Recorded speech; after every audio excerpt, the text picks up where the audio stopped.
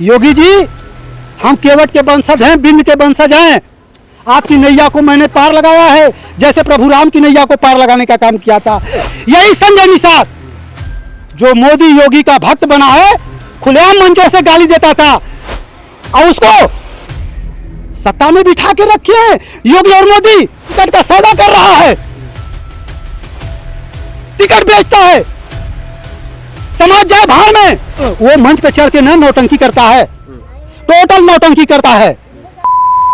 साथियों नमस्कार, अभी मैं जौनपुर में हूँ। जौनपुर जिले में एक चर्चित हत्याकांड हुआ था, आज़ाद बिन दूल्हा हत्याकांड।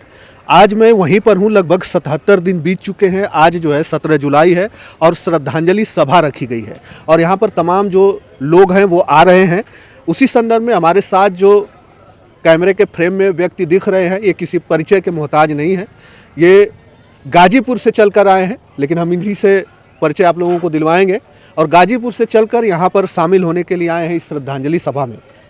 बहुत बहुत स्वागत है सर, थोड़ा सा परिचय हो जाए आपका। पहले तो मैं धन्यवाद देता हूँ आपको, आपके चैनल को। मेरा नाम गुलाब बिंद है। मेरी पत्नी सन 2001 में गाजीपुर सदर ब्लॉक की सबसे कम उम्र की ब्लॉक प्रमुख बनी। और ये मैं नहीं कह रहा हूँ, बाई रिकॉर्ड कह रहा हूँ कि उस उम्र में किसी पार्टी का अब तक कोई ब्लॉक प्रमुख नहीं बना। और तब से लेकर अब तक मैं समाज सेवा में लगा रहा। और जब घटना की मुझे जानकारी हुई तो घटना के दौरान भी मैं पहुंचा था, लेकिन बहन सोमिया बिंद उस समय डीजीपी महोदय से मिलने के लिए लखनऊ में टाइम ले चुकी थी। मैं इनके दरवाजे से खाली वापस चला गया, मुलाकात नहीं हो पाई। और उसके बाद जब श्रद्धांजलि सभा रखा गया तो मैं यहाँ आया। और मैं एक परिचय के साथ मैं बताना चाहता हूँ कि मैं बिंद समाज विकास संघ का जिलाध्यक्ष हूँ। मेरे साथ देवसिया के पूर्व प्रधान गुड्डू बिंद जी आए हैं। फिर उसके बाद भागलपुर के एक समाज सेवी अर्जुन कुमार बिंद जी आए हैं। विजय कुमार बिंद राष्ट्रीय अध्यक्ष बिंद समाज विकास बिंद समाज के विजय बिंद जी हैं। और हम लोग आज श्रद्धांजलि सभा में आए हैं। जिस तरीके से घटना हुई, उस घटना को लेकर आप क्या कहेंगे? हत्या के पीछे कोई राजनीति नहीं होनी चाहिए। हत्या किसने किया,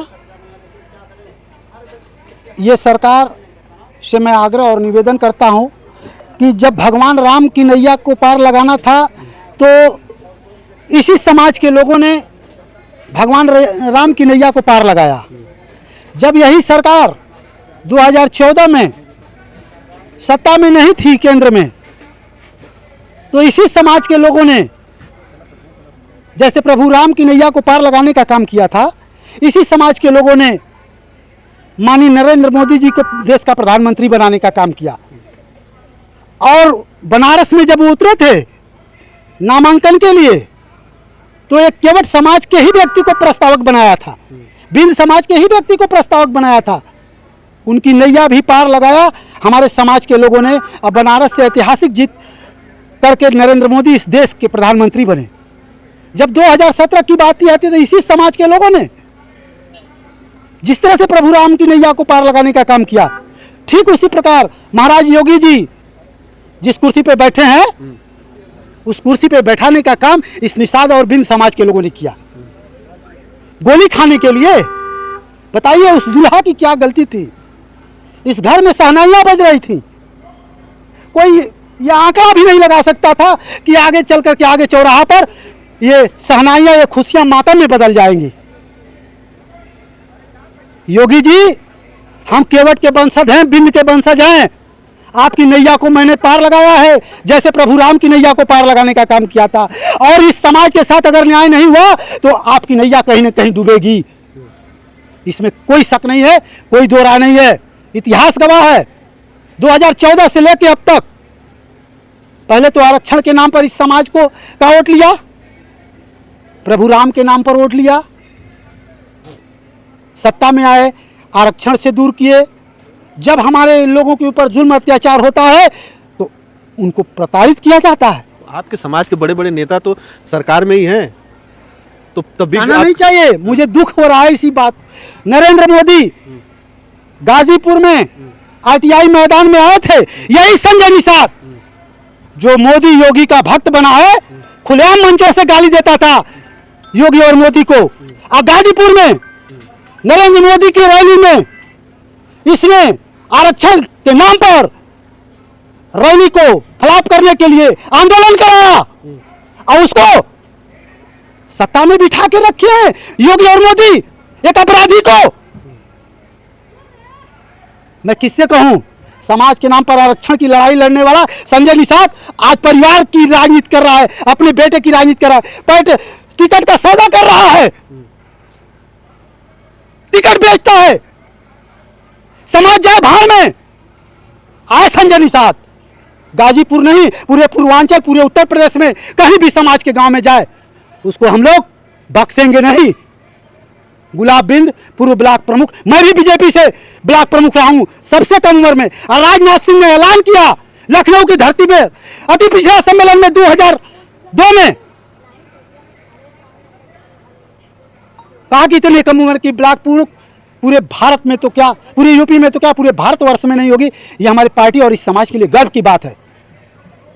अभी भी तो साथ में है। अभी मैं आपको बता दूं कि अभी मैं गाजीपुर में घटना घटी, जो नरेंद्र मोदी के रैली में आंदोलन किया, रोकने का प्रयास किया, उसको जेल में मार दिया जाता है, जेल में मार दिया जाता है।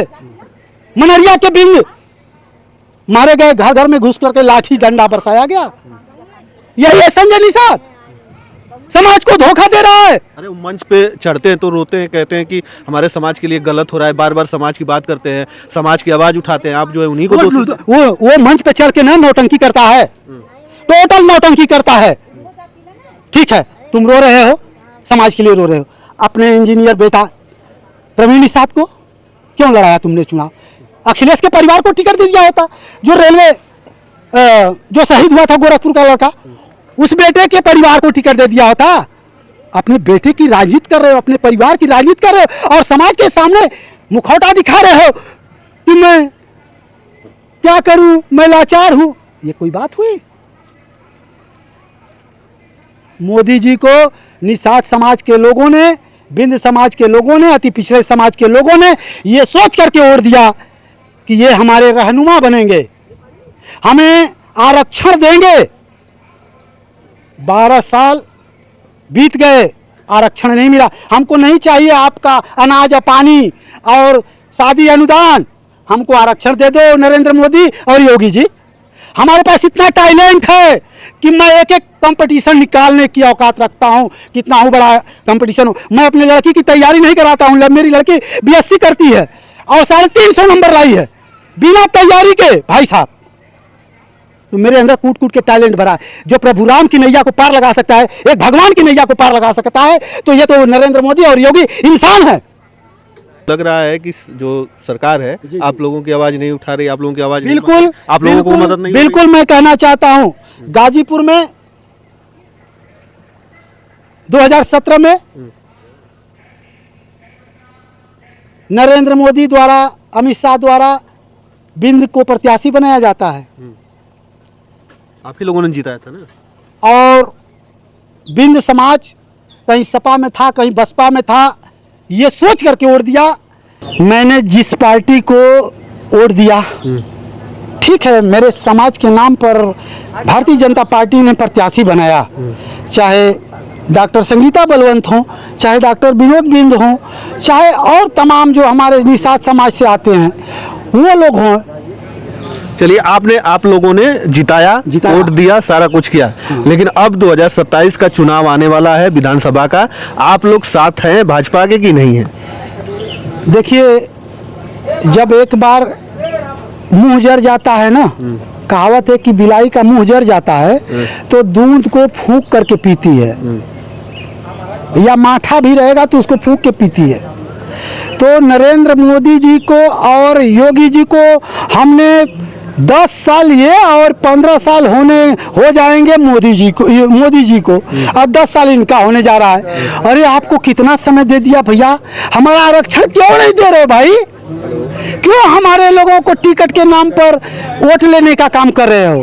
वो टिकट दे रहे हो उनको, वो परिवारवाद की राजनीति कर रहे हैं, अपने परिवार के लिए कर रहे हैं। समाज के नाम पर बोलना होता है तो बैक हो जाते हैं, क्यों नहीं आप बोलते? बार बार आरक्षण की बात कर रहे हैं, तो कौन से आरक्षण की बात कर रहे हैं? अभी जो है आप ओबीसी में ही आते हैं ना? मैं अति पिछड़े समाज से आता हूं, और जब ये सरकार नहीं बनी थी बीजेपी की, तो इन 17 अति पिछड़ी जातियों को अनुसूचित जाति में यही भारतीय जनता पार्टी के लोग कहा करते थे कि मेरी सरकार बनते ही इनको मैं आरक्षण दे दूंगा। 10 साल योगी जी को होने जा रहे हैं, 15 साल आने वाले समय में मोदी जी को हो जाएंगे। कितना दिन समय चाहिए भैया आपको?